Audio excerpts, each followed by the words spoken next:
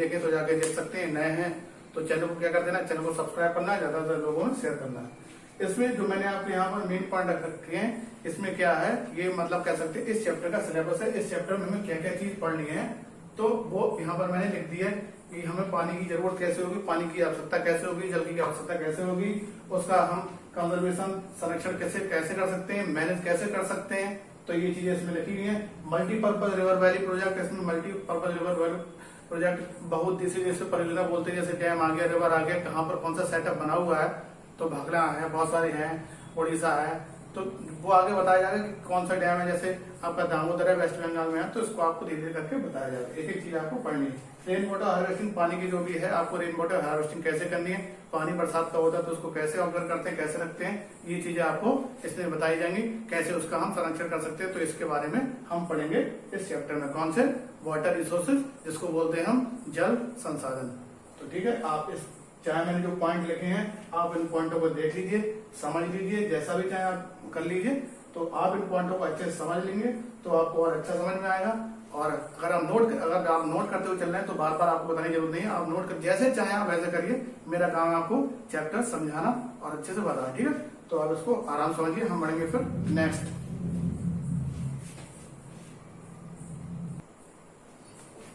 आगे बढ़ते हैं, आगे देखते हैं। तो देखते हैं, water is a precious resources which is necessary for life.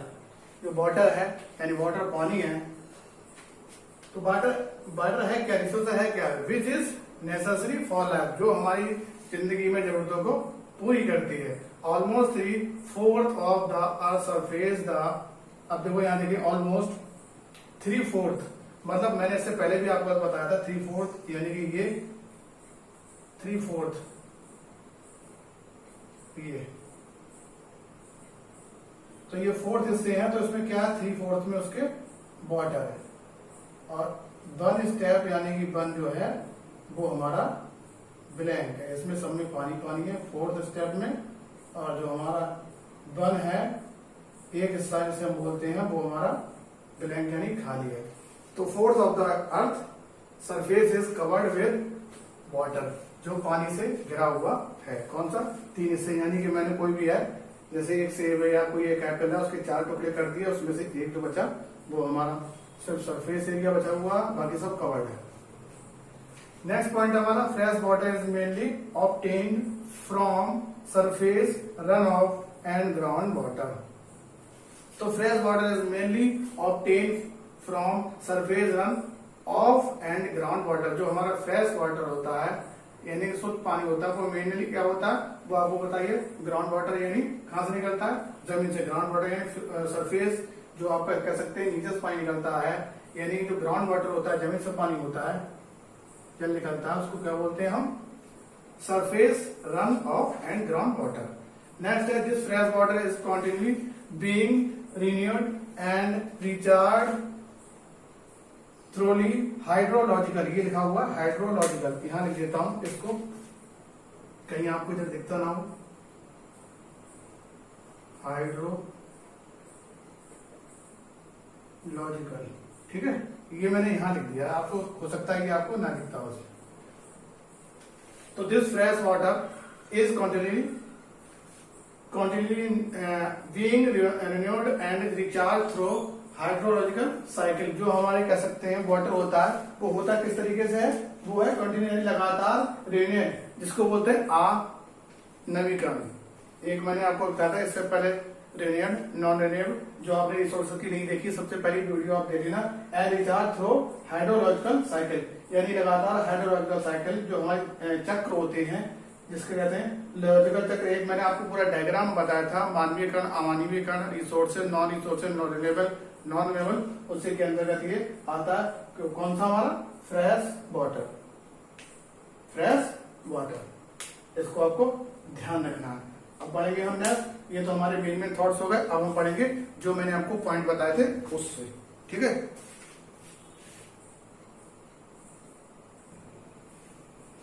आगे देखते हैं इसमें, border security and the need for water conservation and management. ये हमारा फर्स्ट स्टेप शुरू हो गया, फर्स्ट हेडिंग है ये, ठीक है। तो तो ये फर्स्ट हेडिंग हो गई हमारी। इसमें देखते हैं the shortage of water as compared to its demand is known as water security. चाहे इसको सिक्योरिटी बोलो चाहे इसको स्कैरिटी बोलो। तो द शॉर्टेज यानी कि जो पानी की जो शॉर्टेज होती है, the shortage of water as compared to its demand is known as water security. तो इसमें जो पानी की हमारी डिमांड हो सकती है उसमें कैसे क्या हमारी पानी की बहुत ज्यादा शॉर्टेज है, तो उसको कौन इसको पूरा करता है वो करता है सिक्योरिटी, जिसको हम जानते हैं सिक्योरिटी नाम से नोन एज वाटर। तो शॉर्टेज पानी की पता है आपको, शॉर्टेज अगर पानी की हो रही है तो इसका मेन रीजन क्या है, उसके मेन रीजन हम आगे पढ़ेंगे, कॉजेज क्या क्या इसके कारण हो सकते हैं, पानी की कैसे जो है और ज्यादा बचत कंजर्वेशन करना चाहिए, तो उसको हम आगे पढ़ेंगे। This is situation in which is not enough water to meet all demands. इसका क्या हुआ इसको देख लेते हैं।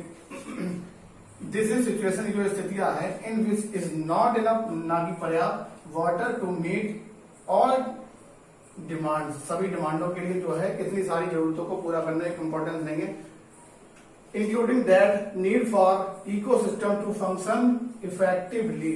अब इकोसिस्टम आपने पढ़ रखा होगा, साइंस में आपने इकोसिस्टम पढ़ा होगा। हैकेल ने जो है हैकेल ने आपको बताया था, हैकेल ने इसका जो फॉर्मेशन किया था इकोसिस्टम, तो ये पढ़ा including that need for ecosystem to function effectively. किसके इफेक्टिवली है? Eco system, eco plus system. ठीक है, तो इसके हम कॉजेस पढ़ेंगे अब, तो आप इसको नोट कर लीजिए, चाहे स्क्रीनशॉट लेना चाहे तो स्क्रीनशॉट ले लीजिए, फिर हम पढ़ेंगे इसके कॉजेस। आगे देखते हैं इसमें, तो कॉजेज ऑफ वाटर स्कैर्सिटी, इसको देख लेते हैं क्या क्या इसके कारण है। तो the main causes of water scarcity are low rainfall and variation in seasonal and annual precipitation, precipitation तो बाष्पीकरण। ठीक है, तो इसमें सबसे पहले मेन जो कारण है वो तो एक है किसका? Rainfall and variation in seasonal, जो सीजन में होती है हमारी रेनफॉल, और एनुअल प्रेसिपिटेशन है, यानी कि जो वर्ष में आपको पता बाष्पीकरण जो पानी है वो मेन कॉज है। जैसे मैं आपको एक एग्जांपल बता रहा हूँ, आपने देखा होगा सुबह में थोड़ी ठंडी बढ़ जाती है, तो जो रिवर है या कह सकते हैं ओशियन है, बहुत सारे होते हैं एग्जाम्पल आपने देखा होगा। तो रिवर में क्या होती है, रिवर में आपने देखा जब रिवर ऐसे, ये रिवर समझ लिया, जब रिवर ये पानी है इसमें वाटर, तो इसमें क्या होता है, ये प्रेसिपिटेशन होता रहता है, बाष्पीकरण होता रहता है, पानी बढ़ता रहता है। तो इससे भी क्या, ये भी हमारा मेन कॉजेज है। ठीक है, तो मेन कॉज किसका? पानी का बचत नहीं हो रहा, पानी तोड़ रहा है, खर्च हो रहा है। रेनफॉल, पानी बरसात हो रही, वो भी हमारा खर्च हो रहा है। वाटर स्कैर्सिटी में occur due to large population as it requires more water for domestic purpose. अब इसका क्या मीन इसका देख लेते हैं। तो वाटर स्कैर्सिटी में occur due to large population, यानी लार्ज पॉपुलेशन किसी भी कंट्री या किसी भी स्टेट की होगी तो पता है आपको पानी की जो भी है वो बचत तो हो नहीं सकती, पानी ज्यादा खर्च होगा, रिक्वायर्स किसकी डिमांड पर, रिक्वायर्स जरूरतों के हिसाब से, मोर वाटर फॉर डोमेस्टिक पर्पस, जो हमारे घरेलू पर्पज उद्देश्य है उसके हिसाब से जो हमारे पानी की रिक्वायरमेंट है पॉपुलेशन के हिसाब से, वो भी इसका क्या है, खर्च होगा। ठीक है, नेक्स्ट पॉइंट है हमारा, to provide food to large population agriculture is done on large scale. जो एग्रीकल्चर है हमारा, एग्रीकल्चर में आपको पता है पानी की जो जरूरत होती है वो ज्यादा से ज्यादा होती है, इससे भी हमारी पानी की जो है वो भी एक हमारा मेन रीजन है, कॉजेस है, कारण है। क्यों? क्योंकि हमें एग्रीकल्चर के लिए पानी चाहिए, बिना एग्रीकल्चर पानी के हो नहीं सकता। तो टू प्रोवाइड फूड, यानी जो फूड है बोल रहे हैं टू लार्ज पॉपुलेशन, बड़ी जनसंख्या में agriculture is done on large scale, बड़े पैमाने पर क्या होता है, पानी की जो होती जरूरतों को पूरा करा जाता है किसके? एग्रीकल्चर में पानी की बहुत ज्यादा जरूरत होती है, इसका भी ये मेन रीजन है। तो पानी जब भैया ज्यादा जरूरत होगी तो खर्च होना, तो उसमें भी क्या हमारा मेन कॉजेज है। तो इसको आप नोट कर लीजिए, फिर हम बढ़ेंगे आगे, हमें अच्छे से पढ़ना है। ठीक है, तैयारी करते हुए चलना, तो नोट करते रहिए आप साथ में मेरे, कोई दिक्कत नहीं होगी। आगे देखिए इसमें next point, according to the citizen fifth report CSA, यानी कि जो अकॉर्डिंग अनुसार to the citizen fifth report, जो फिफ्थ रिपोर्ट थी किसकी, CSE centre of science and environment, इसकी जो रिपोर्ट थी उसमें क्या था 1999 big rivers like Ganga and Yamuna are from being pure and many small river have turn into toxic stream बोलते हैं वाक को। तो यानी कि 1999 में बिग रिवर थी वो गंगा और यमुना क्या थी, वो थी pure and many small reverse have turn into toxic stream, यानी जैसे कह सकते हैं जो बड़ी रिवर थी उनमें क्या हुआ, छोटी रिवर भी इंक्लूड हो गई और एक जैसे कह सकते स्ट्रीम भाग के रूप में इंक्लूड हो गई, जुड़ गई। किसमें हो गई, एक जैसे लाइक गंगा और यमुना। पहले ये बड़ी रिवर थी, अभी भी है। सबसे लंबी रिवर तो आपको बताइए, तो अभी तो आपको पता है सबसे लंबी रिवर जो है वो कौन सी है, गंगा। नेक्स्ट अब आते हैं need for water conservation and management. तो पानी की जरूरत और उसको कैसे मैनेज किया जा सकता है, कैसे उसकी बचत की जा सकती है, कैसे क्या हो सकता है, हमारा ये सेकंड पॉइंट स्टार्ट हो गया।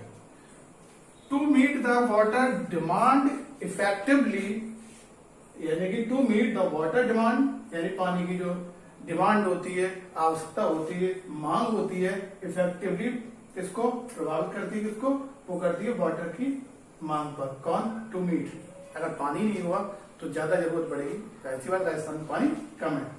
टू इंश्योर फूड सिक्योरिटी, और यानी कि हमें क्या करना है, फूड सिक्योरिटी के लिए पानी की भी जरूरत होती है, खाना पकाने के लिए भी जरूरत होती है, किसकी, पानी की। खाना खाओगे तो पानी तो पियोगे, और दूसरा क्या, खाना बनाने के लिए भी हमें क्या होता, पानी की जरूरत होती है। तो आप इन पॉइंटों को नोट कर ले। अभी हमें और पढ़ना आगे, बस आप, क्योंकि मैं आपको यहाँ लिखवा देता हूँ ताकि अगर मैं कोई चीज बोलूंगा, जैसे मैंने वाटर रिसोर्स के बारे में आपको बताया, तो वाटर रिसोर्स कोई भी है तो मैंने आपको उसको एक्सप्लेन कर दिया, तो आपको इतना समझ नहीं आएगा। जो पॉइंट मैं यहाँ आपको पॉइंट लेके चल रहा हूँ, तो आपको इसमें क्या होगा, आपको याद भी हो जाएंगे, आपकी लिखने की प्रैक्टिस भी हो जाएगी, और आपको अच्छे से समझ भी आ जाएगा, क्योंकि आपको एग्जाम में लिखना ना कि समझना। जब आप अच्छे से इसको नोट्स मानते हुए आप अच्छे से वीडियो को देखते हुए चलेंगे तो आपको कोई दिक्कत नहीं होने वाली। तो क्या करना है, इसको नोट कर लीजिए, फिर मैं बढ़ूंगा आगे ताकि वीडियो ज्यादा लंबी ना हो। आते हैं नेक्स्ट, इसी नेक्स्ट पॉइंट में, टू इंश्योर कंटिन्यूअस। अब ये क्या, कंटिन्यूअस, इधर हट जाता हूं। To ensure continuous of our livelihood and productive activities.